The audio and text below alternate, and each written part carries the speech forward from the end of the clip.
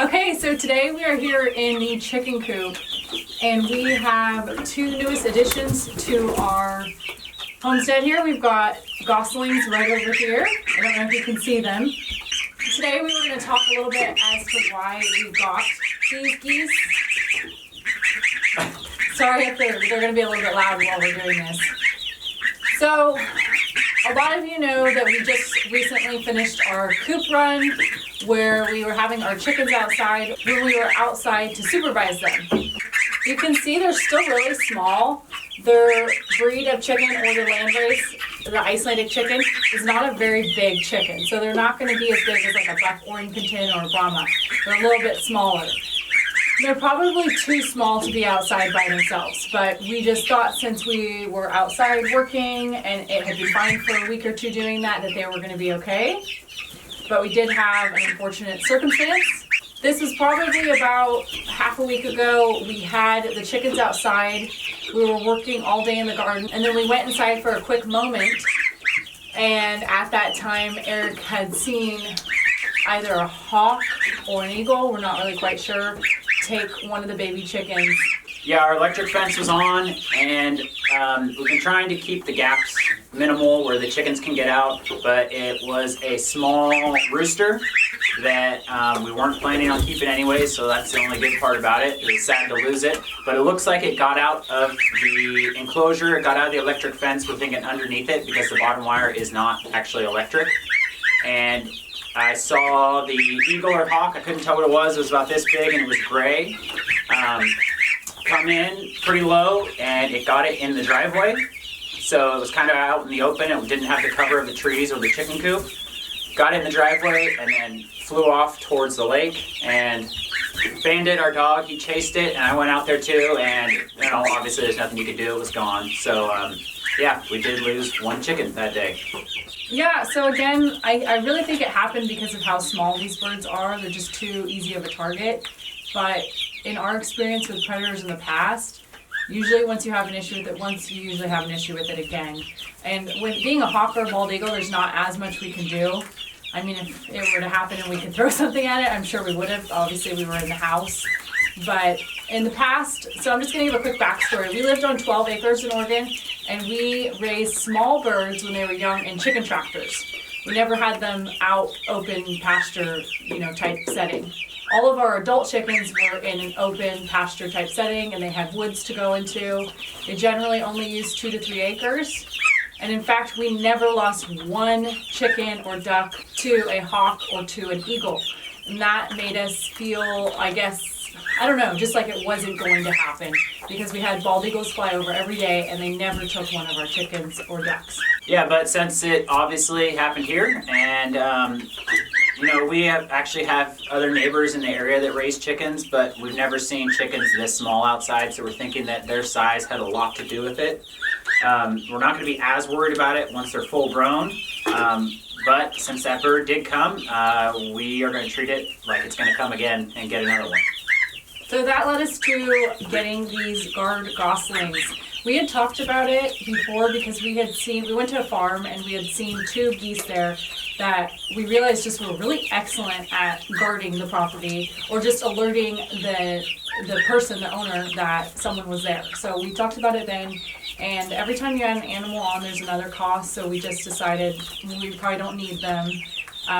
But after this incident, we really looked into it and felt like it was an appropriate choice because they do really an excellent job at keeping aerial predators away just because of their size and the sounds they make, which will give our chickens enough time to get to cover, or maybe it won't even have an attack because we have them.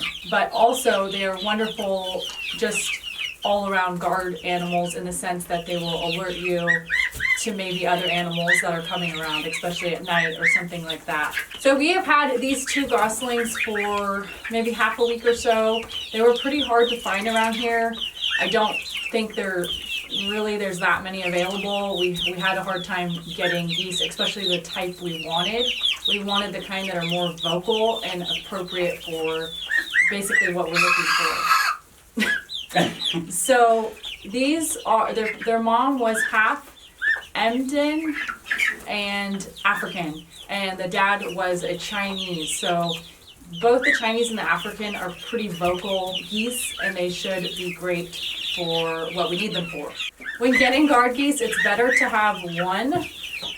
Generally, that's because you want them to focus only on protecting your flock. The person we bought them from was selling them in pairs, and I'm happy we got them as a pair. They seem happier that way, truthfully. And they've already bonded really well with our chickens. When we first got them, we had them in a crate over here in the corner. And we just did that for not even 24 hours.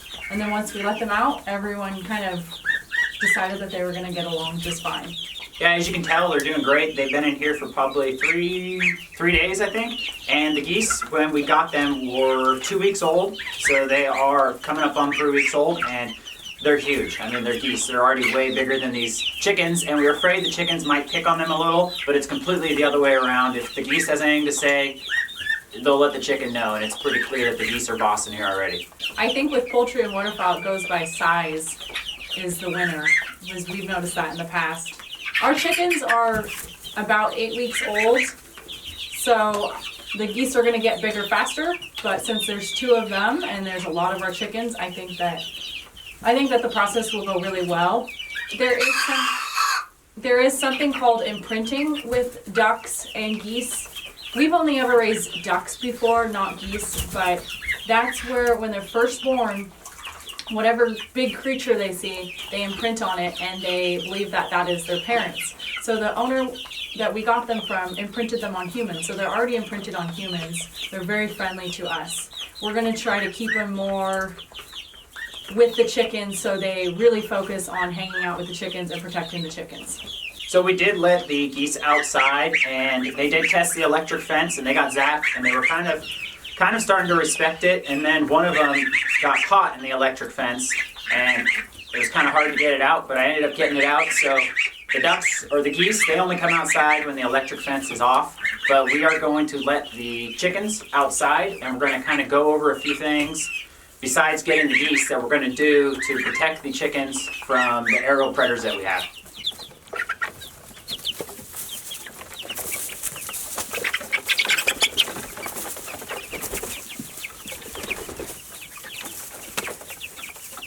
So we're outside now. We're going to go over kind of our lines of defense, defending these chickens, and a couple things that we are going to do as soon as we can. The first thing obviously we have is a fence, and we have our electric fence, which has been working great. It's been tested by Bandit twice.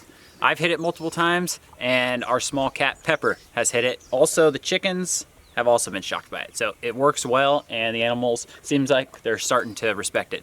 So this part of the coop is the main part that is just wide open, where if an eagle's gonna come in and get one of these chickens, it's gonna happen here. The back part is heavily treed. I'm not saying that an eagle can't come through there, but a bird that big is gonna have a lot more trouble, and is a higher risk they're taking to get a chicken if they come in through the thick woods. So what we wanna do is protect this area as much as we can. For now, all we had was a tarp to put up. But what we're gonna do is order a big net. We're gonna do like a 15 by 15 net. We're gonna sink a couple posts here, and we're gonna have this whole area that's kind of open, have a big net over it. So I'm thinking the chicken got out from underneath this part. Again, they're small on that bottom wire, it won't shock you.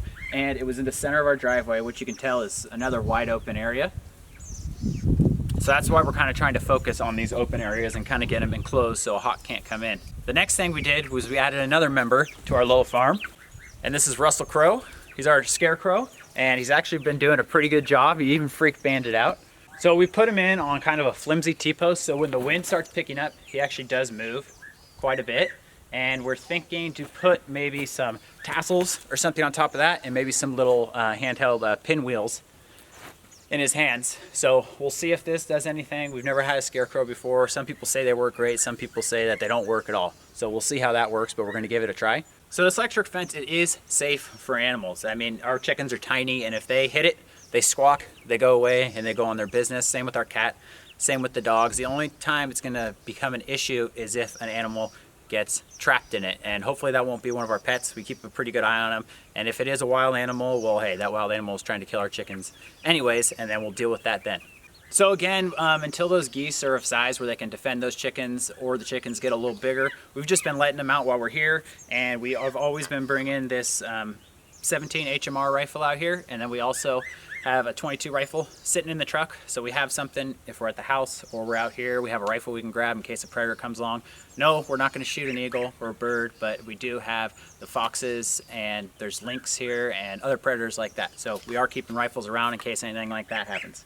And the last thing we have for security, it's kind of an after the fact type of thing, is trail cameras. We have 3 set up on the property. So if anything does happen or a chicken goes missing, hopefully the trail camera will catch it, and then we can know what type of predator we're actually dealing with and then deal with it then.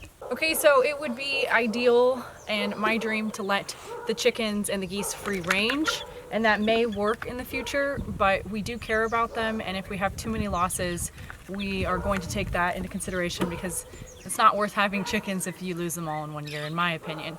Now, if the question comes up why we don't just confine them better to begin with, it's mainly because I really believe in letting chickens do what they want to do and letting them have access to bugs and greenery. And these chickens are actually incredibly wild. They would not do well in a confinement situation. So they do need some sort of access to outside and, you know, a decent or larger sized run. So let's head inside. I'm going to talk about how we feed the geese. It's the same feed that we make up for our chickens, but there are a few differences. Geese. So first off, geese love greens, just like chickens, but they like to eat in water. I think we all know geese and ducks like water, and that's very much so true. Excuse me. So this is our blend of food that we're picking up. We've got whole peas. I have ground peas in there now that we've been buying. And we have wheat, barley, oats, and sunflower seeds. Now, when geese are growing, they grow really rapidly. You want them to eat like 22% protein in their feed up until 6 weeks. At 6 weeks, you want to cut that back to about 16 to 18. And that's extremely crucial for geese and ducks because they grow so fast that they can have deformities when they grow. In fact, our old batch of ducks, one of them had angel wing, which is common, I believe, if they're growing too fast. So we're trying to prevent any of those issues now. The other difference is that geese and ducks need niacin. They need a higher amount than geese. And I have brewer's yeast that I mix in with their feed, so I just add extra for the geese. It's not going to hurt the chickens to have extra, and that just guarantees that they get what they need for their growing requirements. So what we've been doing is soaking the feed for 1 day or half a day to make it much easier for the chickens and the geese to digest. In fact, geese and ducks really like wet food. So this has been working really well for everyone, and it helps your feed go a lot further too. They usually eat less of it. When these guys get a little older, we'll probably start supervised visits outside with them, but I'm not going to have them have this access from the door from jumping out. The plan with them is going to be to have an outdoor shelter or an outdoor area for them to actually sleep and nest at night. We probably won't have them outside until they're large enough to be big enough to deter predators. So at least 6 months, I would think, maybe even longer. So for now, they are protected inside the coop every night, just like our chickens. So we now have 28 chickens due to the incident earlier this week. We are finding that some of the males are starting to crow, which is a little bit early, I thought. They're only 8 or a little bit over 8 weeks. And 2, maybe 3 of the males have already been starting to crow. And so it sounds pretty funny. We'll try and include a clip if we get it. So this is a male that we really like so far. He's already showing just, I guess, good traits as a rooster. He's really friendly towards us, and he's good to the ladies. He's not overly aggressive. We have one out here that's pretty mean to the chickens. And he has a rose comb, which is just gorgeous. And those are better, I believe, for winter and preventing frostbite. We don't have that many, but there are a few with larger combs, and some of them are probably going to flop. So those are not ideal for our weather, but we'll probably just try to breed and get more rose combs in the future. So we don't have a name for him, but he's a handsome little guy. Say hello. Kiss the chicken. So besides the incident, everything else has been going really good with the chickens and the geese so far. Everyone's healthy and happy.